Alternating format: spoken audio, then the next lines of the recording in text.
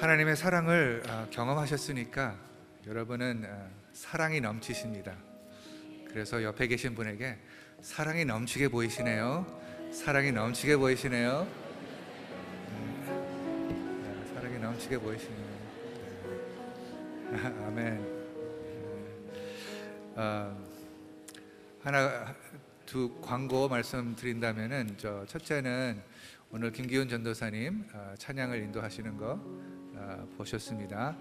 이제 앞으로 계속해서 김기훈 전도사님께서 찬양을 인도하실 것입니다. 그래서 박수로 환영하며 축복해 주시기 바랍니다.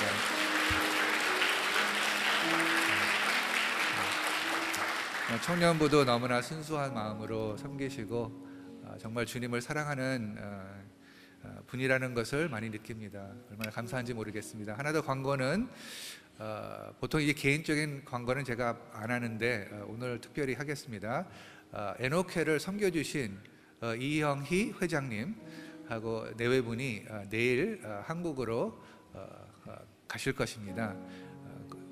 근데 너무 오래 있으시면 안 됩니다. 그래서 3년 계신다 그러는데 거기 가시는데 정말 하나님의 그 복음을 또 지고 또 거기에서 또 하나님의 사랑을 나누는 우리 내외분 되시기를 위해서 계속해서 기도해 주시기 바랍니다. 네, 오늘의 말씀 보기 바로 직전에 제가 기도한 다음에 하겠습니다. 하나님 아버지 감사합니다. 네, 하나님이 세상을 이처럼 사랑하사 나를 이처럼 사랑하사 예수님을 보내주셔서 감사합니다.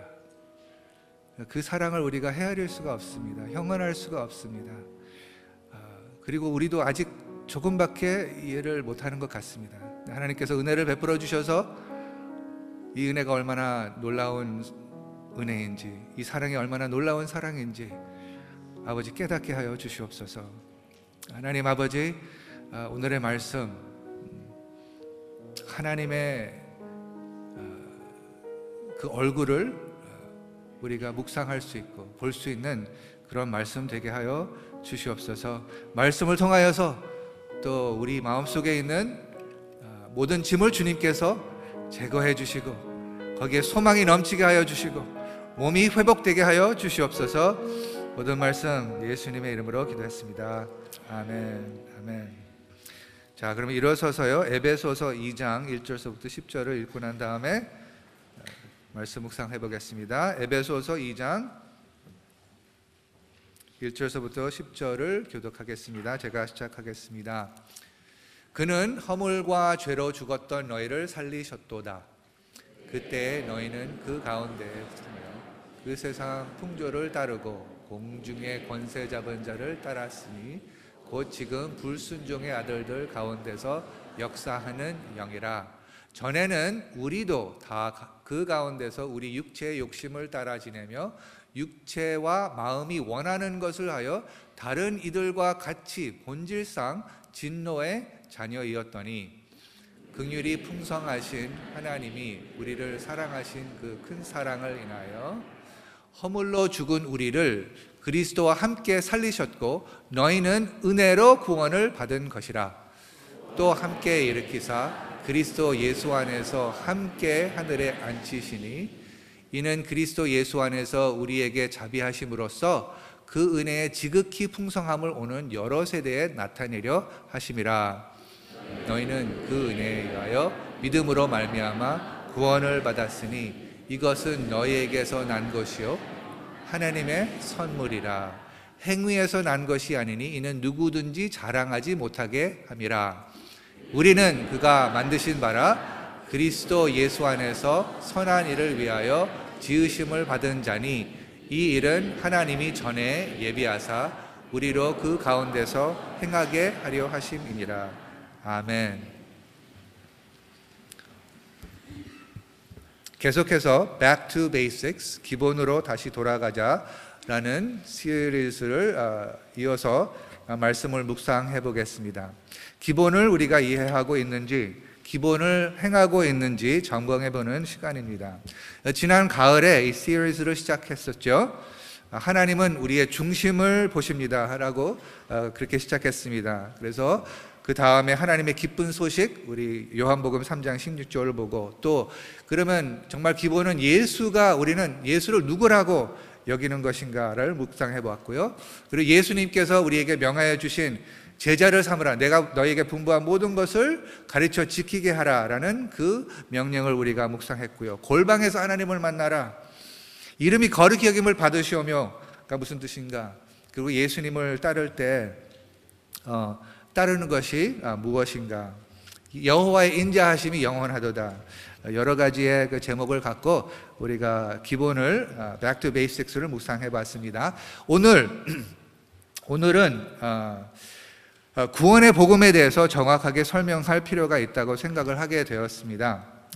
사도 바울도 이 기본적인 복음의 진리를 에베소 성도들에게 설명하기를 원했었죠. 그래서 오늘 읽은 말씀 가운데서 중요한 두 구절을 먼저 다시 한번 읽고 우리가 이 복음에 대해서 묵상을 해보기를 원합니다. 에베소서 2장 8절하고 9절을 다 같이 다시 한번 읽어보겠습니다. 시작. 너희는 그 은혜에 의하여 믿음으로 말미암아 구원을 받았으니 이것은 너희에게서 난 것이 아니요 하나님의 선물이라. 9절. 행위에서 난 것이 아니니 이는 누구든지 자랑하지 못하게 함이라. 복음을 알게 되면은 자랑하지 못하게 된다고 사도 바울은 선포를 했습니다. 행위에서 난 것이 아니니 이는 누구든지 자랑하지 못하게 함이라. 지난주의 말씀은 참된 자유를 얻은 자의 삶에 대해서 우리가 묵상을 했는데, 그 은혜를 이해하지 못하면은 그 마음이 이렇게 거만해진다라는 그것을 묵상을 해봤습니다. 그래서 이 은혜, 우리 행위에서 난 것이 아닌 그 복음을 우리가 잊어버리면은 우리의 마음이 거만하게 된다는 것을 알 수가 있는 것이죠. 그리고 그래서 그 똑같은 맥락에서 그 하나님의 은혜를 우리가 이해를 해야지 정말 복음을 제대로 이해할 수 있다는 것을 우리가 묵상하기를 원합니다. 그래서 오늘 메시지 개요는요, 근데 이 복음을 사도 바울이 외치는데 이러한 생각을 하게 됐어요. 바울은 복음을 얼마나 귀하게 여기는지 묵상을 해보게 됐습니다. 그것이 이제 첫 포인트입니다. 둘째 포인트는, 근데 왜 바울은 이 복음을 예수를 믿지 않는 사람들 뿐만이 아니라 예수님을 믿는다 하는 사람들에게 전했는지, 그 이유를 우리가 묵상을 해보고요. 셋째는 복음의 내용이 무엇인지 살펴보겠습니다. 근데 이것이 사실은 많은 내용이 여기 있기 때문에 이 메시지가 아마 최소한 다음 주까지 갈 것 같습니다. 그래서 하는 대로 오늘 해보겠습니다. 첫째, 바울은 복음을 얼마나 귀하게 여겼는지가 이게 지금 바울이 쓴 그 서신들의 모든 그 배경이라고 볼 수가 있습니다.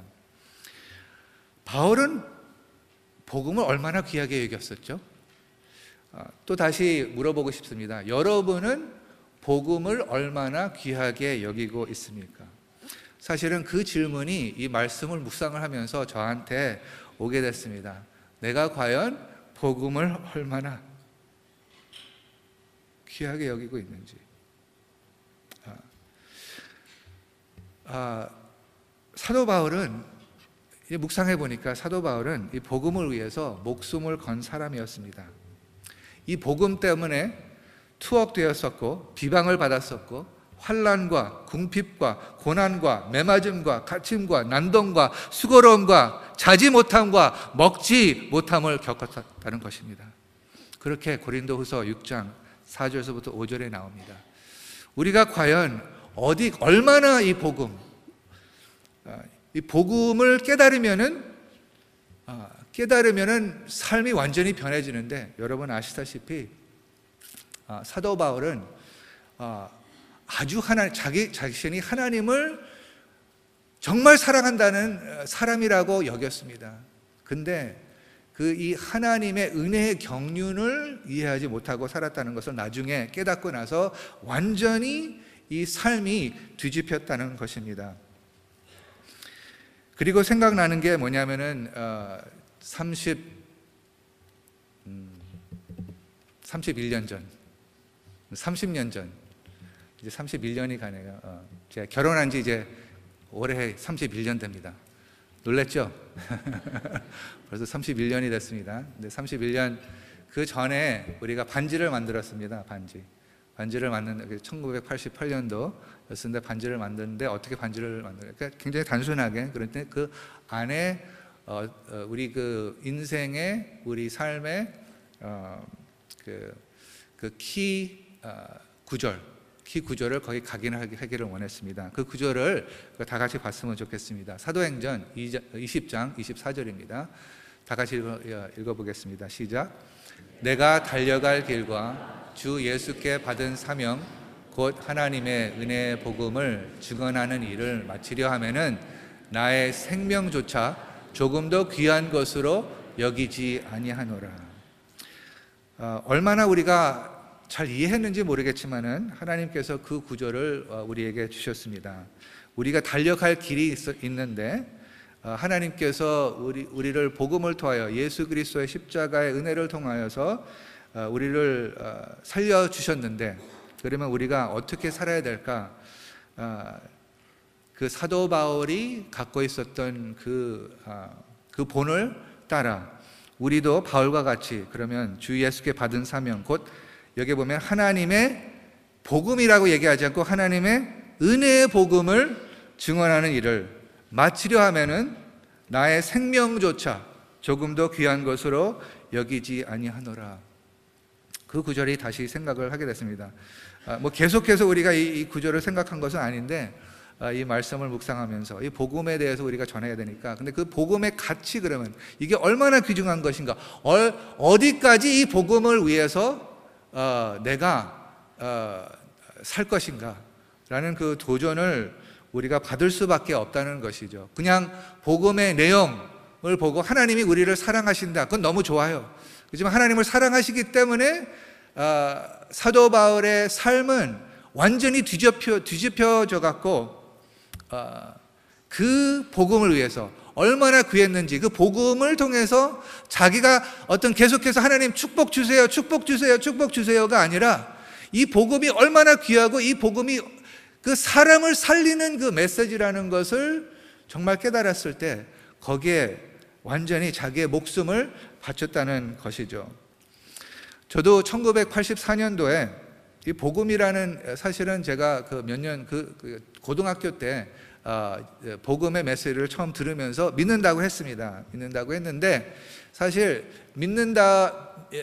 믿는다고 했지만은 저의 삶은 여전히 그 전에 갖고 있었던 그 삶의 목적을 향하여서 살았습니다. 그리고 하나님은 그 목적을 위해서 축복해 주시고 지켜주시고 이렇게 모든 것을 제공해 주시는 그 하나님이라고 여겼다는 것이죠. 그런데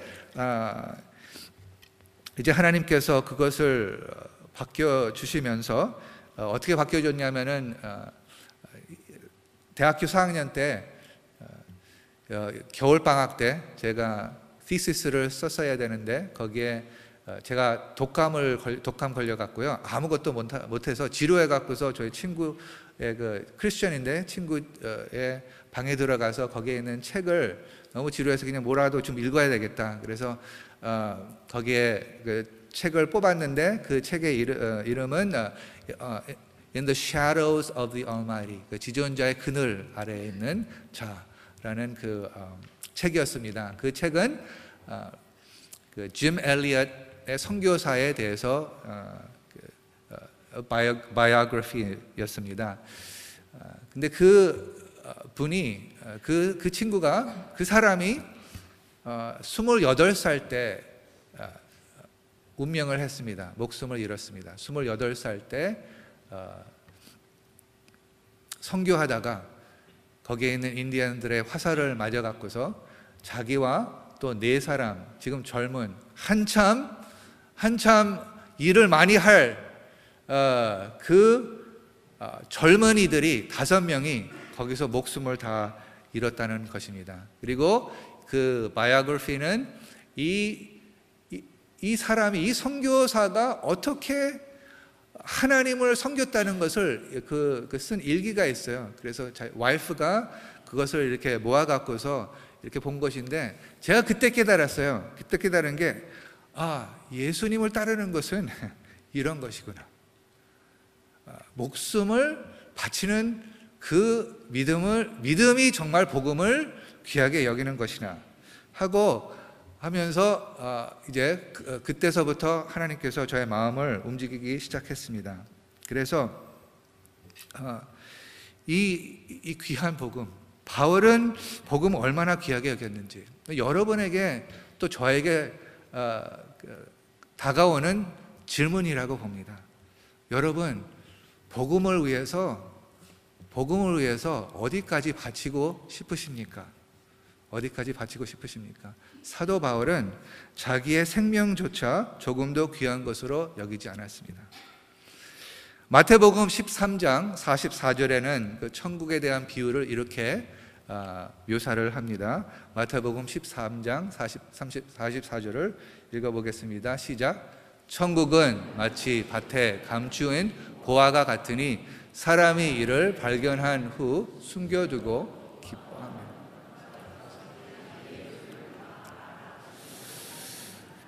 네, 감추인 보화 같아요.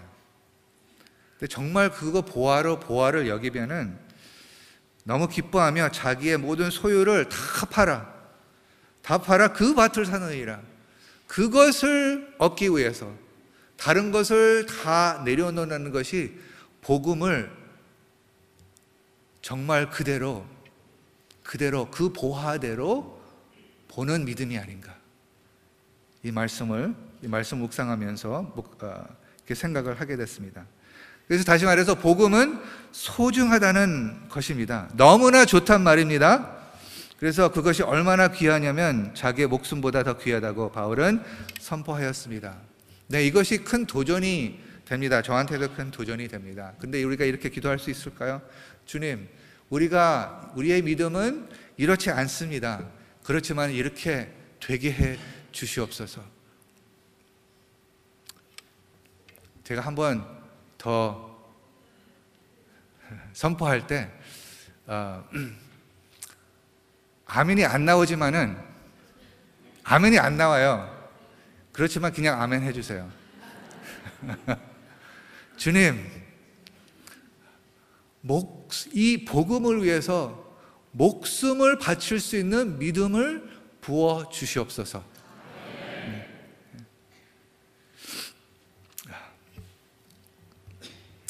기대하세요. 그러면 이제 네, 여러분 모르겠습니다. 저한테는 이렇게 다가왔어요. 그리고 제가 깨달았던 것은 복음을 이렇게 귀하게 여기지 못했다는 것을 이렇게 깨닫게 됨으로써 이것이 이제 우리의 기도가 되기를 바랍니다. 앞으로 이제 가면서 사실 하나님께서 원하시는 것은 그냥 이것을 그 보화 그대로 여길 때 우리의 모든 것이 순조롭게 되고 원활하게 되고 우리의 모든 그 생활이 잘 되고 그런 것이 아니라 이것은 정말 영원한 생명을 주는 메시지이기 때문에 이것을 위해서는 어떠한 고난과 어떠한 고통을 겪을지라도 그 복음을 붙잡고 가는 우리 빌립보 교회가 되시기를 예수님의 이름으로 축원합니다. 자, 그러면 두 번째 질문은 왜 바울은 이 복음을 예수를 믿지 않는 사람들과 믿는다 하는 사람들에게 전했는지. 그 이유는 복음을 올바로 이해하는 것이 얼마나 중요하다는 것을 알려주기를 원했다는 것입니다. 바울의 삶이 한때 그 하나님을 잘못 이해했기 때문에 하나님께서 보내신 사자들을 죽이려고 했었습니다. 스데반을 죽이는 그러한 짓을 했습니다. 하나님의 말씀을 보면서도 하나님에 대해서 오해를 많이 가질 수 있다는 것이요. 오해를 많이 가지게 되면은 사람을 살리는 일을 하지 않고 사람을 죽이는 일에 참여하게 된다는 것을 사도 바울은 깨달았던 것이죠. 그리고 오늘 읽은 에베소서 2장, 에베소서 1장부터 6장은 누구한테서 쓴 것입니까? 믿는 자에게 쓴 것입니까? 믿지 않는 사람에게 쓴 것입니까? 믿는 사람에게 쓴 것입니까? 믿는 사람에게 쓴 것이에요. 믿는 사람에게 복음을 전했다는 것입니다. 그러니까 믿는 사람들도 복음을 잘 이해하지 못할 수가 있다는 것이죠. 예수를 믿는 신자들에게 하나님의 은혜에 대해서 올바른 이해를 가질 수 있도록 쓴 글입니다. 오늘 바로 아까 선포한 너희는 그 은혜에 인하여 믿음으로 말미암아 구원을 받았으니, 이것을 강조한 것이에요. 은혜에 의하여 믿음으로 말미암아 구원을 받았으니 이것은 너희에게서 난 것이 아니요. 너무나 당연한 것 같지만은 이것을 입술로서 말을 하면서도 사실 삶은 그것을 대적하는, 거기에 대한 그거하고 모순되는 그 삶을 살 수가 있다는 것을 사도 바울이 너무나 잘 알기 때문에 다시 강조한 것입니다. 갈라디아서, 바로 그 전에 있는 서신도 그 배경을 보면은 갈라디아에 있는 사람들도 예수를 믿는 사람들이라고 했습니다. 그런데 그 은혜를 잊어버리기 시작해서 심각한 위기에 있다고 사도 바울이 갈라디아에 있는 교회들에게 경고하는 편지였습니다. 은혜를 잘못 이해하면 무서운 결과를 가져온다고 바울은 엄하게 경고하였다는 것이죠. 하나님을 잘못 이해하는 것이고, 인간을 잘못 이해하는 것이고, 인간과 하나님의 관계를 잘못 이해하는 결과를 가져온다는 말입니다. 그래서 지난주에 설교는 갈라디아서 5장 1절을 인용함으로써 시작을 했습니다. 거기에 보면은, 갈라디아서 5장 1절에 보면은, 그리스도께서 우리를 자유롭게 하려고 자유를 주셨으니 그러므로 굳건하게 서서 다시는 종의 멍에를 매지 말라. 그러니까 이 은혜를 잊어버리게 되면은 종의 멍에를 매게 된단 말이에요. 자유롭지 않게 된단 말입니다. 그래서 그러한 결과를 가져오기 때문에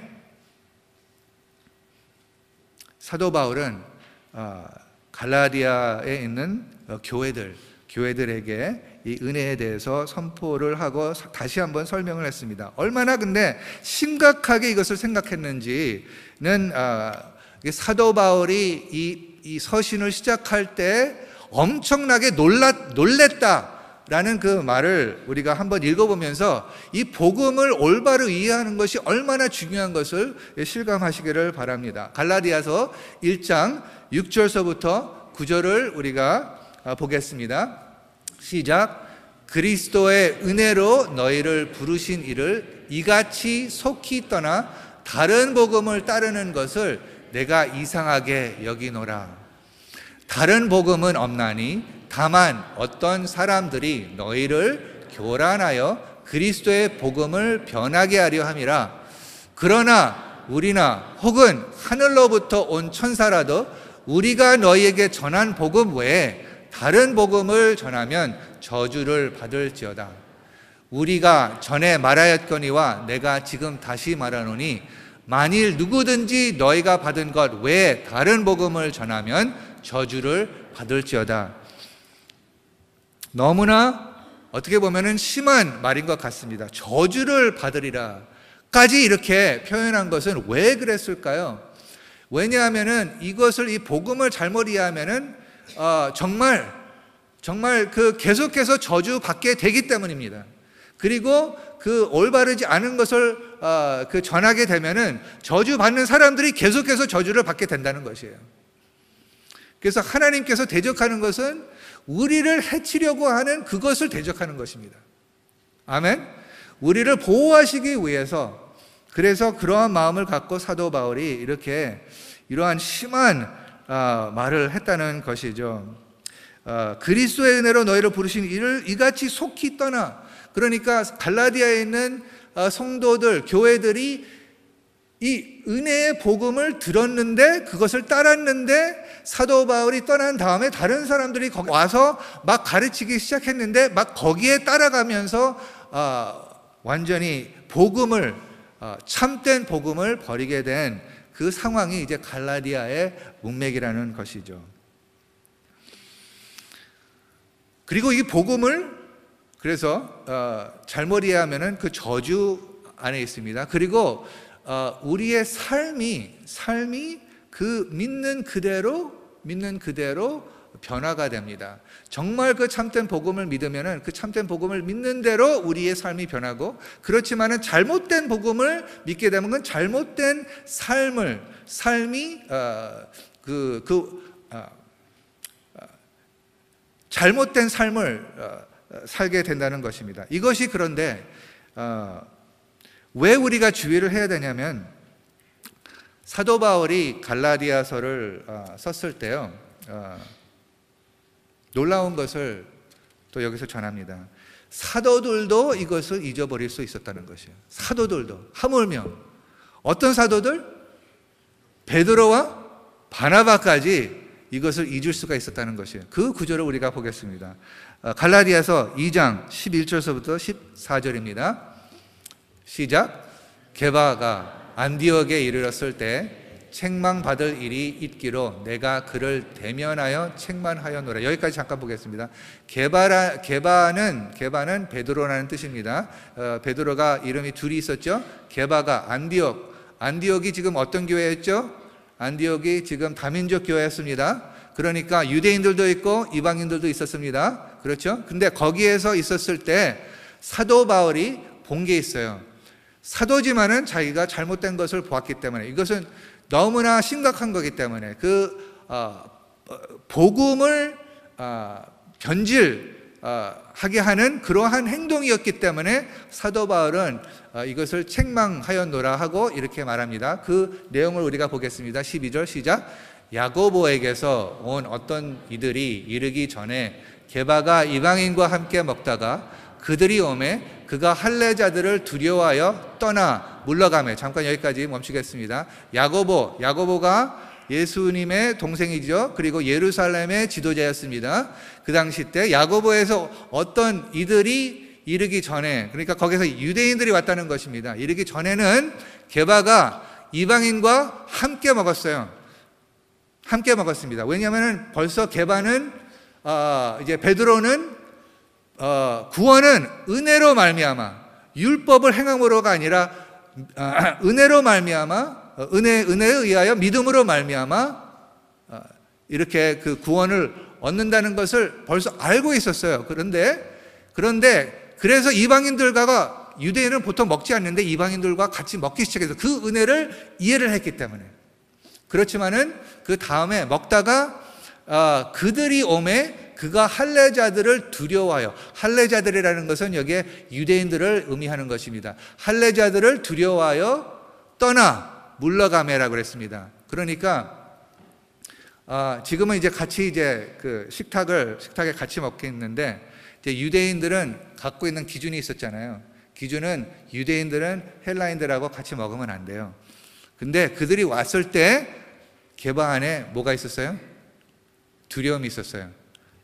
이 유대인들에게 그 평가를 받을까봐 두려워해서 지금 이 헬라인들하고 같이 먹고 있었는데 그 헬라인들을 이제 멀리하기 시작했습니다. 그 멀리하기 시작했어요. 그것은 왜? 두려워했어요. 왜 두려워했어? 하나님의 은혜를 잊어버렸기 때문에. 왜 우리가 어떤 존재라는가, 우리가 우리 자신을 어떻게 보고 다른 사람을 어떻게 보는가, 우리는 다 은혜가 필요한 사람이라고를 알았지만은 잊어버렸을 때 상대방을 대하는 태도와 행동이 달라졌다는 것이에요. 그래서 13절, 남은 유대인들도 그와 같이 외식함으로, 여기에 외식함으로가 나옵니다. 외식함으로 바나바도 그들의 외식에 유혹되었느니라. 그러니까 왜 사도 바울이 알지만은 잊어버릴 수 있는, 왜 잊어버릴 수 있기 때문에 이 성도들에게 은혜의 복음을 다시 전했다는 것입니다. 우리들도 마찬가지입니다. 여러분과 저도 마찬가지입니다. 우리가 다 복음을 다 믿고 예수님의 은혜로 믿었다고 하는데, 근데 막상 우리가 살다 보면은 그 은혜를 잊어버리고 다른 세상의 기준으로 사람들을 보게 되면 실상 우리는 복음을 잊어버린 사람이란 것이죠. 그래서 복음과 우리의 삶과 연결이 되어 있습니다. 우리의 삶은 복음을 반영을 해야 되는 것입니다. 아멘. 네, 반영을 해야 됩니다. 우리의 모든 관점과 태도와 그럼 어느 자리에 있어야 됩니까? 은혜의 자리. 은혜의 자리는 어떤 자리입니까? 은혜의 자리는 겸손한 자리라고 믿습니다. 우리가 다 은혜가 필요한 사람이라는 것이요. 근데 이렇게 생각할 수 있어요. 나는 은혜가 필요한데 저 사람은 더 은혜가 필요해.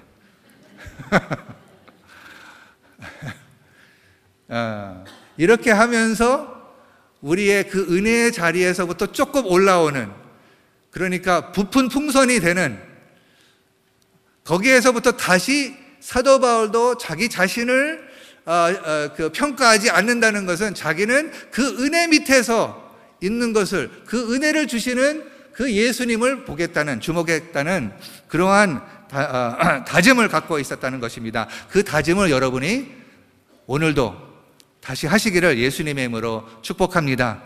그래서 그 자리에 있었을 때 참된 자유를 얻는다고 우리가 지난주에 묵상을 했던 것이죠. 그러면 남은 시간 우리가 복음이 얼마나 중요해야 되는가, 목숨을 바치기까지, 목숨을 걸고까지 하는 그렇게 귀하다는 것이고요. 둘째는 그 믿는 사람에게도 복음을 전하는 것은 입술로는 또 잠깐 이해를 했지만은 계속해서 그 세상의 기준으로 우리가 살 수 있기 때문에 우리가 리마인더가 필요하다는 것이죠. 그러면 복음의 내용을 우리가 그러면 에베소서 2장 1절서부터 10절을 보겠는데, 오늘은 다 보지 못하고요. 첫 부분만 우리가 본 다음에 다시 그 믿음으로 말미암아, 은혜에 의하여 믿음으로 말미암아 구원을 얻었다니는 다음 주에 이제 우리가 묵상을 해보겠습니다. 복음의 내용이 무엇입니까? 2장 1절을 보겠습니다. 그는 허물과 죄로 죽었던 너희를 살리셨도다. 구원, 너희를 살리셨도다. 구원. 근데 이제 제가 좀 짚고 나가고 싶은 게 뭐냐면은 이 교회에 오고 이 성경을 보면은 이런 구원이라는 단어가 있습니다. 그러니까 사람이 사회적으로 이제 구원을 사용하는 것하고 우리 성경에서 구원을 사용하는 것하고 조금 다른데, 거기 그 공통점도 있지만은 그 구원한다는 것은 누가 죽어가고 있는데 그를 구원해 준다는 그러한 뜻이 있잖아요. 그러니까 여기에 살리셨다, 죽었던 너를 살리셨다라는 그 동의어입니다. 그리고 성경을 보면은 그 똑같은 것을 어떻게 표현하냐면은 영생을 얻었다, 아니면 하나님의 자녀가 되는 권세를 받았다, 아니면 하나님의 나라를 볼 수 있게 됐다, 아니면 하나님의 나라를 들어가게 됐다, 천국이 그들의 것이며, 이 모든 표현이요 지금 구원을 얘기하는 것입니다. 근데 구원의 의미는 죽었던 사람들이 다시 살아났다는 것인데, 또 그것도 좀 더 우리가 근본적인 뜻을 우리가 생각한다면은 죽음은 하나님과 관계가 단절되었다는 것이, 그래서 죽었다는 것이고요. 다시 살았다는 것은 그 관계가 회복됐다는 것입니다. 그래서 복음의 가장 핵심적인 의미는 하나님과 관계가 회복되는 것이란 말입니다. 그것이 놀라운 좋은 소식인 것입니다. 놀랍게 좋은. 그래서 그것을 이제 배경으로, 그러면 2절하고 3절은 그 좋은 소식인데 사도 바울이 에베소에 있는, 아직 벌써 주님을 믿었어요. 그런데 어디에서부터 너를 구원해 주셨다는 것을 설명하기 위해서 2절과 3절을 썼다고 믿습니다. 거기에는 그들의 과거의 상태를 묘사를 하는 것이죠. 죽었던 존재에 대해서 이제 묘사를 합니다. 근데 그것이 얼마나 심각한 상태인지를 우리가 묵상을 해보겠습니다. 왜 죽었는지 그 원인은 1절에 봅니다. 1절에 보면은 1절에 보면 허물과 죄로 이제 죽게 됐다는 것입니다. 그 죄의 근본적인 의미는 자기가 하나님으로 선과 악을 자기가 정하기를 원했다는 것입니다. 하나님 없이 내가 나의 운명을 내 손에 잡고 나가겠다는 것입니다. 그러니까 죄라는 것은 하나님을 떠난다는 것입니다. 그것이 근본적인 죄예요.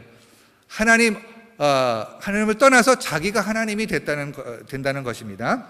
그것이 원인이고요. 그러면 그렇게 되면 이게 무엇을 따르게 됐습니까? 2절을 보겠습니다. 2절을 보면은 이 말씀이 있어요. 이것은 다 같이 읽어볼까요? 시작.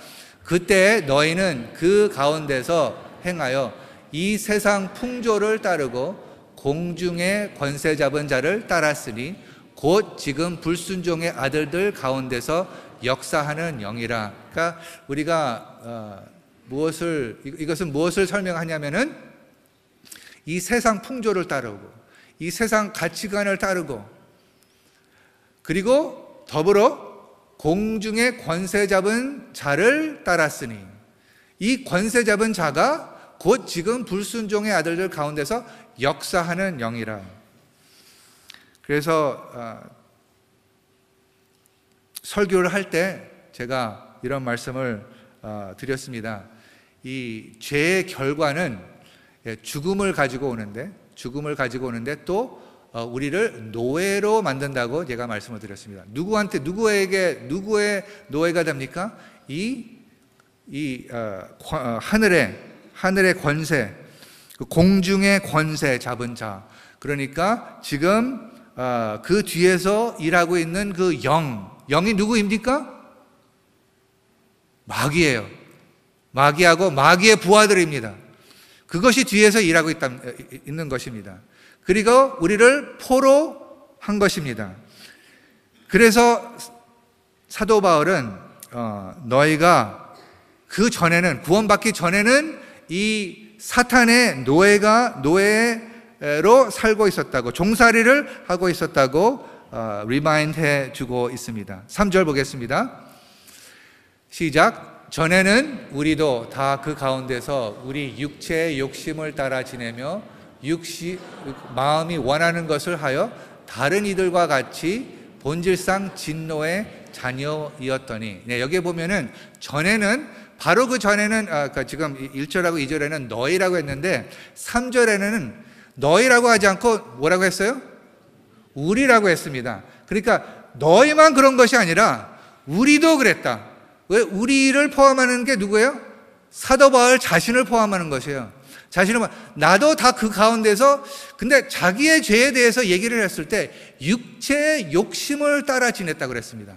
육체의 마음이 원하는 것을 하였다고 그랬습니다. 근데 여러분 아시다시피 사도 바울은 그 예수님을 인격적으로 만나기 전에 어떠한 삶을 살았습니까? 정말 말씀만 언제나 보고 말씀만 해석하고 그 종교적인 행위를 따라서 얼마나 열심히 했는지 모르겠는데 자기 자신을 포함했을 때 그 육체의 욕심을 따라서 했다고 그랬어요. 그러니까 그것은 무슨 뜻이냐면 종교적인 일 모든 그것을 하면서, 모든 섬김을 하면서 자기의 욕심을 따라서 할 수 있다는 것을 우리에게 알게 해주는 것이에요. 이게 얼마나 무서운 것입니까? 그렇죠? 그러니까 그 뒤에는 열심이 있었는데 그 열심 뒤에는 자기의 욕심이 있었다는 것이에요. 그래서 사도 바울이 이렇게 경고를 합니다. 그 열심히 했을 때, 하나님의 이름으로 했을 때 너의 욕심이 거기 있을 수가 있으니까 주의하라는 뜻이죠. 모든 사람이 제외 없이 이렇게 따랐습니다. 그래서 그거하고 연결해서 한 가지만 보겠는데, 우리가 아는 누가복음 15장을 보겠습니다. 누가복음 15장. 열심히 하면서 하나님의 그 종교적인 모습은 다 하면서 정말 하나님을 무시하는 삶은 어떤 삶인가는 우리가 그 탕자의 이야기, 그 탕자의 이야기는 보통 막내 아들을 보는데, 사실 여러분 이것을 공부하신 분들은 아시겠지만은 그 누가복음 15장은 사실 탕자보다 그러니까 막내 아들을 위해서 그것을 얘기해 준 거 아니고요. 누구를 위해서 얘기해 줬죠? 맏아들, 큰아들 때문에. 큰아들이 누구였죠? 그 당시 때? 바리새인과 그들이 지금 예수를 왜 세리들하고 같이 식사를 하냐고. 그러니까 자기보다 밑에 있는 사람들하고 왜 식사를 같이 하냐고 이렇게 되들은 거예요. 되들었는데 예수께서 이 비유를 말씀하셨을 때, 그러면 이 하나님의 사랑을 모르고 열심히 하는 사람들의 모습은 어떤가를 우리가 다시 한번 보겠습니다. 15장 28절을 보겠습니다. 15장 28절. 네. 제가 읽겠습니다. 이건 맏아들입니다. 큰아들입니다. 그가 노하여, 여기에 그 열심히 일을 하면서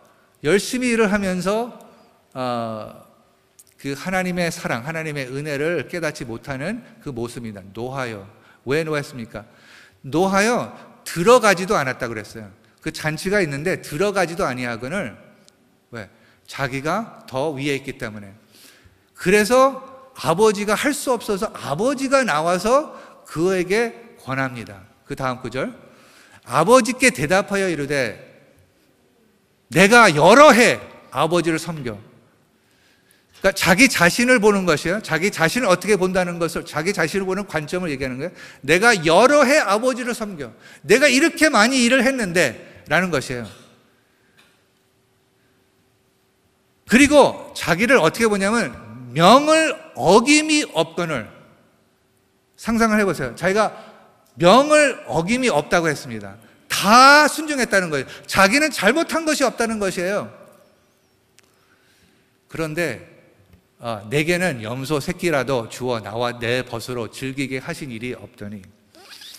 이 은혜를 잊게 되면은 자기를 보는 관점이 자기는 다 잘했다고 이렇게 생각을 하게 되고, 다른 사람들은 그 기준에 따르지 못하게 된다고 보고 있습니다. 근데 그 사람에게 하나님의 그 관대함을, 하나님께서 관대함을 보게 되면은 그 마음에는 그것을 기뻐하는 마음이 아니고 그 분노하는 마음이 거기서 생긴다는 것이죠. 그러니까 여러분 생각을 해보셔야 돼요. 우리가 삶을 볼 때 우리 안에 그러한 분노가 있습니까? 없습니까?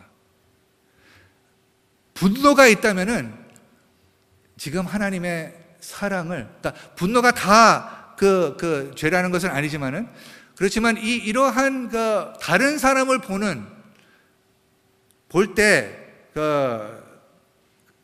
자기보다 낮게 보면은, 다른 사람은 형편없어, 그렇게 보게 되면은 하나님께서 그들을 주목해 주시고 그들을 아직 사용해 주시고 했을 때, 그들한테 다가갔을 때 거기에 분노가 있다는 것을 볼 수가 있습니다.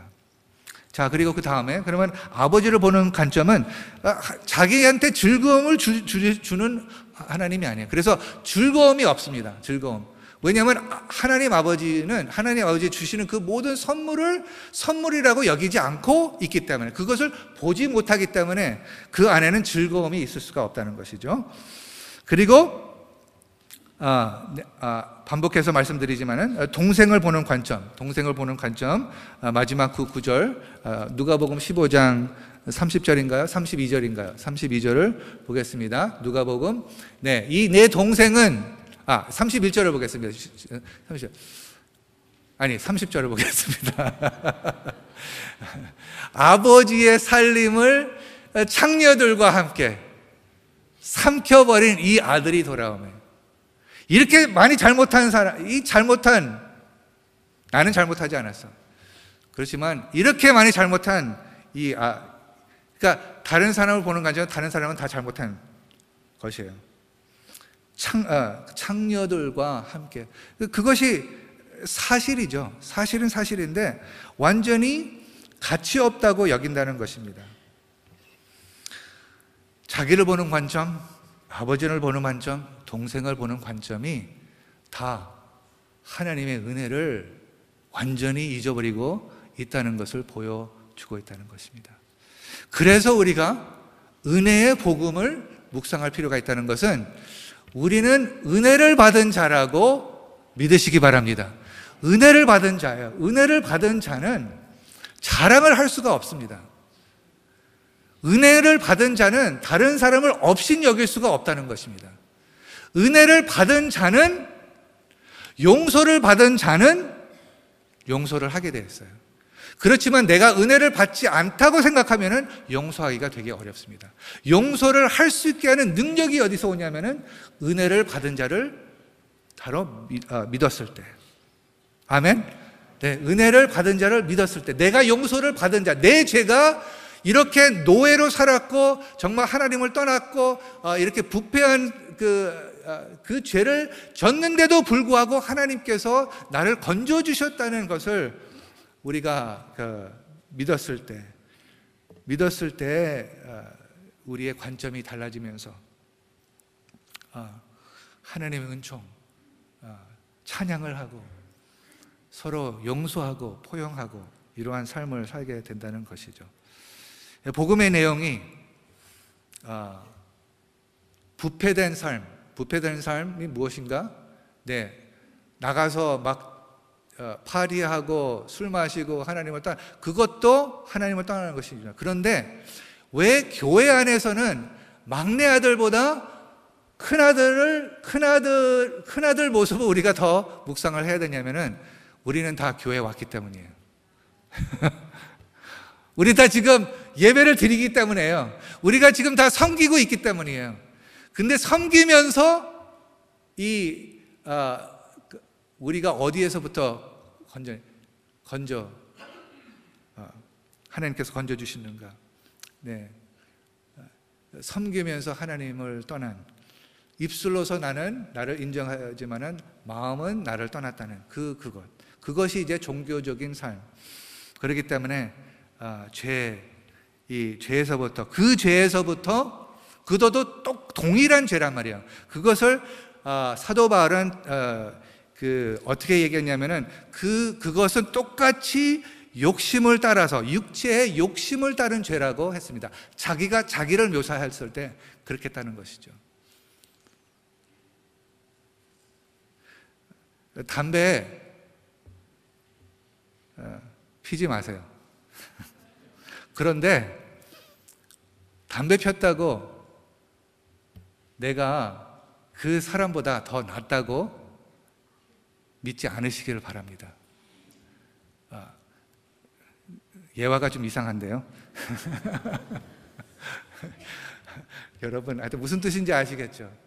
우리의 그 기준이 우리는 안 하는 그 죄가 다른 사람에게 보이는 것이에요. 그런데 그 마음 속에는 아직도 욕심이 있는 것을 이렇게 숨겨져 있는 그것이 이제 위험하다는 것입니다.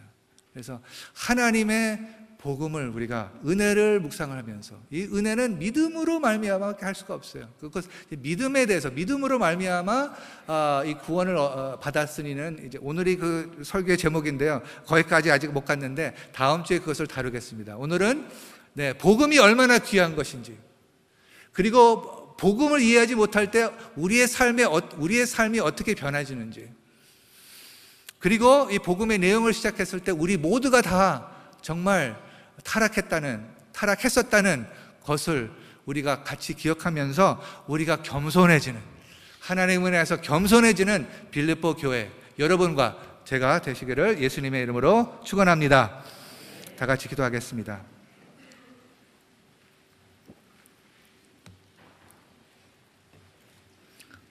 조용히 묵상하면서 복음을 과연 내가 얼마나 귀하게 여기고 있는가, 하나님께서 질문을 하십니다.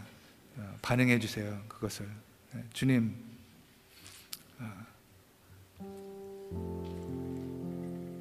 복음은 그냥 목회자들이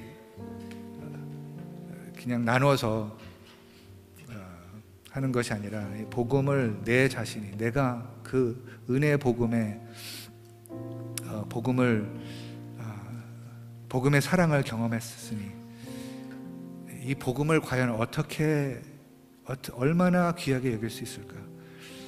하나님께서 그 관점을 완전히 변화시켜 주시는 그러한 은혜를 부탁을 하며 구하며, 우리 이 복음을 올바로 이해할 수 있도록, 은혜를 올바로 기억할 수 있도록, 그래서 마음속의 깊은 곳에서부터 그 욕심을 하나님께서 제거해 줄 수 있도록 우리 기도하시면 좋겠습니다. 그 하나님의 은총을 기억하면서 우리는 그 은총 밑에 있다는 것을 우리가 찬송을 하면서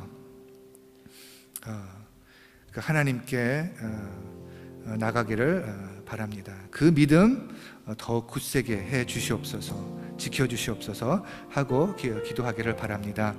이제 일어서서 여기에 모인 우리 주의 은총 받은 자여, 우리 모든 사람이 주의 은총 받은 자여 라고 우리가 선포했으면 좋겠습니다. 찬양으로. 그래서 다 일어서서 마지막 찬양한 다음에 우리가 마무리 기도를 하겠습니다.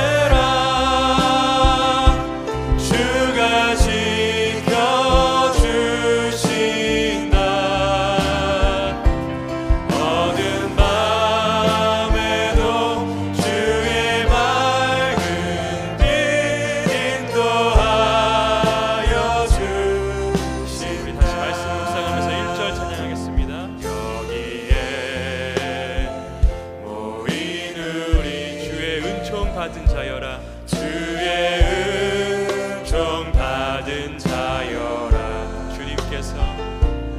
주께서 이 자리에 함께 계심을 아노라. 언제나 주님만을 찬양하며 따라가리니 시험을 당할 때도 함께 계심을 우리 두 손 들고 함께 고백하기 원합니다. 이 믿음 더욱 굳세라.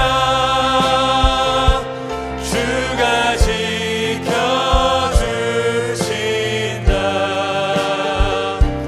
어두운 밤에도 주의 맑은 빛 인도하여 주. 이 믿음 더욱 굳세라. 이 믿음 더욱 굳세라. 주가 지켜주신다.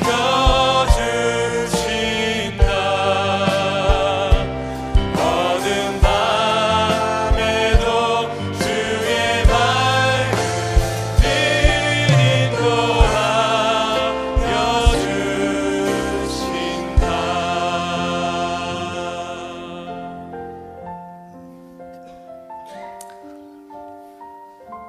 하나님, 복음의 기본으로 돌아가기를 원합니다. 복음을 전하면서도 복음의 의미를 잊어버릴 때가 있다는 그런 것을 하나님의 말씀을 보면서 우리가 조금 더 깨닫게 되기를 원합니다. 깨달으기를 원합니다. 하나님, 이 복음을 위해서 목숨을 바친 자들을 인하여 감사를 드립니다. 2000년 후에 예수님의 십자가의 죽으심을 목격한 그 제자들이 낙담하고 정말 절망하고 있었는데 예수님께서 다시 살아나신 것을 보고 예수님께서 말씀하신 것이 다 사실이구나, 그 부활을 목격했기 때문에 그 부활의 복음, 그 은혜의 복음을 외치면서 어떤 자기의 목숨까지 다 바친 그 제자들 때문에 우리가 이 복음을 신뢰할 수 있게 된, 그리고 그것뿐만이 아니라 우리 삶 가운데, 삶 안에 하나님께서 그 역사하신 그것 때문에 하나님의 그 은혜의 복음을 믿게 하게 하여 주셔서 감사합니다. 하나님 아버지, 그런데 이 복음을 아직 믿지 못하는 분들도 있습니다. 하나님 아버지께서 그들을 찾아가 주셔서 마음의 문을 열어 주시옵소서. 얼마나 중요했으면 이 복음을 위해서 목숨을 바친 사람들이 있었습니다. 근데 지금도 어떤 사람들, 어떤 종교인들은 자기 목숨을 바치는데, 지하드도 하지만은 그 목숨을 바치는 것은 사람을 죽이려고 목숨을 바치는 것이고, 우리 부활의 복음을 믿는 것은 사람을 살리려고 목숨을 바치는 것으로 믿습니다. 그래서 하나님 아버지, 우리의 삶으로서나 아니면 죽음으로서 사람을 살릴 수 있는 복음을 전하게 하여 주시옵소서. 그렇게 빌립보 교회가 쓰임받기를 원합니다. 기도합니다. 기도하면서 다짐하면서 나가시는 우리 빌립보 성도님들 한 분 한 분 위에, 또 저 위에 우리 주 예수 그리스도의 은혜와 하나님의 사랑과 성령의 교통하심이 지금부터 영원토록 함께하여 주시길 간절히 축원하옵나이다. 아멘.